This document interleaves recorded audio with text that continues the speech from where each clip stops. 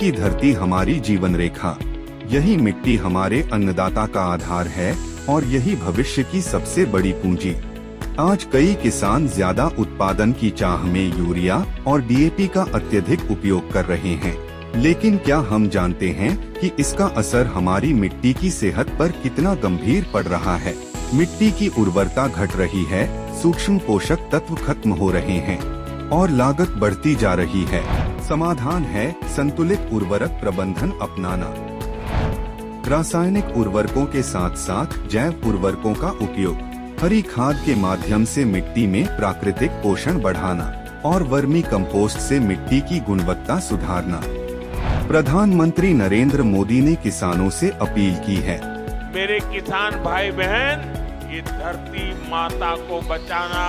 Urea की कितने ही थैले डाल दे, यूरिया खिला खिला करके हमें धरती माता को मारने का कोई हक नहीं है। यूरिया अधिक उपयोग मिट्टी और भविष्य दोनों को नुकसान पहुंचाता है।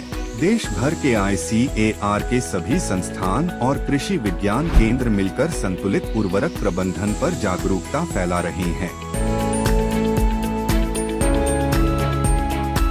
मिट्टी परीक्षण, जैविक विकल्प और वैज्ञानिक सलाह, यही बन रहे हैं टिकाऊ खेती के आधार। कृषि विज्ञान केंद्र के साइंटिस्ट आए थे, उन्होंने हमें बताया कि भाई हम अपनी फसलों पे यूरिया की निर्भरता को कैसे कम कर सकते हैं, उसके क्या विकल्प हो सकते हैं। उसके लिए उन्होंने बताया कि भाई हरी खाद ढैंचा की हम इस्तेमाल कर सकते हैं, मूंग इस्तेमाल कर सकते हैं या सनी का इस्तेमाल कर सकते हैं और उसकी बुआई करें।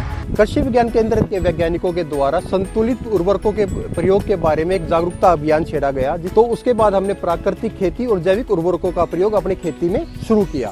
इससे हमारी खेती की जो लागत है वो काफी कम हो गई है, जिससे हमें आर्थिक मुनाफा होना शुरू हो गया है। मिट्टी है तो भविष्य है।